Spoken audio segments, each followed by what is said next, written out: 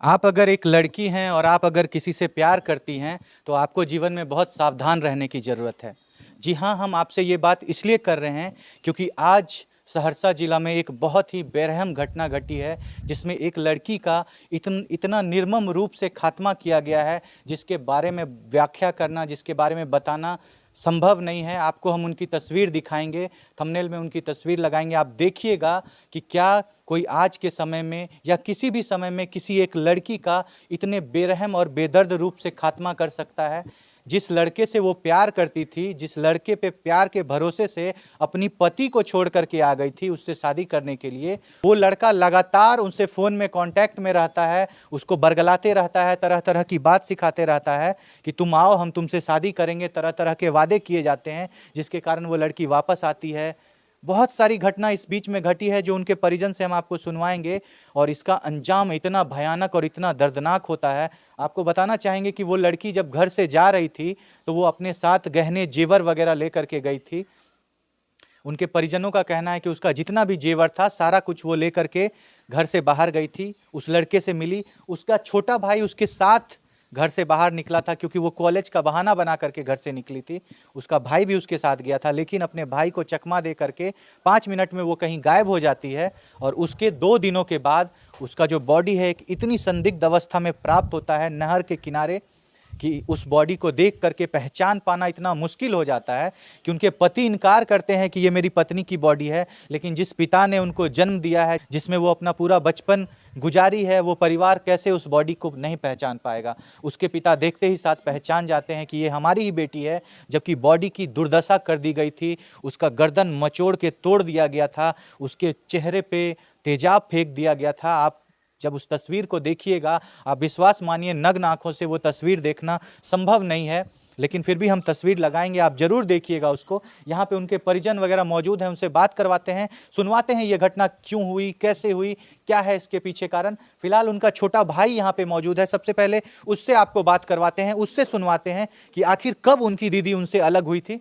देखिए, ये उनका छोटा भाई है, इन्हीं की बहन थी। महज 20 वर्ष उम्र था उस लड़की का, जो आज हमारे बीच में मौजूद नहीं है, जिसका बहुत बेरहम तरीके से खात्मा किया गया था। बेटा, आपकी दीदी आपके साथ में निकली थी घर से? हाँ, निकली थी। घर में साथ में आप लोग गए थे? हाँ। क्या हुआ था उस दिन, घटना कैसे आपकी दीदी आपसे अलग हो गई, क्या आपको बोली, कैसे चकमा दी, आप बताइए थोड़ा। गंगजला चौक पे उतरे गए। सहरसा में जो हाँ, गंजला चौक हाँ, है। वहाँ पे उतरे गाड़ी से। गए वहाँ पे गाड़ी पूछने, आए तो वहाँ भैया ने।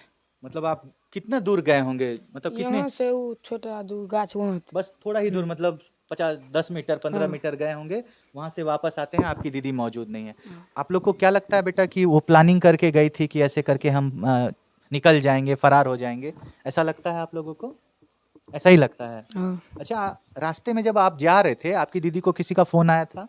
हम पीछे वाला सीट पे थे। पीछे सीट पे बैठ, फिर आपने देखा था कि फोन उन किसी का आ रहा है, इस तरह से कुछ देखा था? नहीं देखे थे। कुछ भी नहीं देखा था। अच्छा, ऐसा लग रहा था कि दीदी मतलब ऐसा कुछ घटना करने वाली नहीं है? लगा था। फोन में घर में बात करते हुए किसी से कभी देखे थे? हाँ, देखे थे। फोन में बात करते हुए देखे थे? हाँ। क्या लगता था कि अपने पति से बात कर रही है? हाँ, वही लगता। देखिए, आपको हम बताना चाहेंगे कि घर परिवार वाले जब फोन पे बात करते हुए देखते थे तो इन लोगों को यही लगता था कि वो अपने पति से बात कर रही है। लेकिन पति का आए दिन ये शिकायत आता था कि जो मेरी पत्नी है वो हमसे कभी बात नहीं करती है। ये बहुत दिनों से ये षड्यंत्र चल रहा था।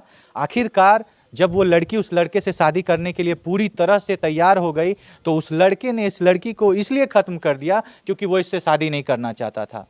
वो प्यार का दिखावा, वो भरम फैलाना, ये सारा चीज़ जो हर लड़कियों के साथ होता है, जो हर कोई वादा करता है कि हम तुम्हारे लिए ये कर देंगे, वो कर देंगे, और आखिरकार उस लड़की के साथ इतना अन्याय हुआ, उसको खत्म किया गया। आइए परिजनों के पास आपको लेकर के चलते हैं, उनके पिता से बात करते हैं, सुनवाते हैं आखिर घटना क्या हुई, कैसे प्रारंभ हुई। कि ये वही पिता हैं जिनकी महज 20 वर्ष की बेटी आज मौजूद नहीं है।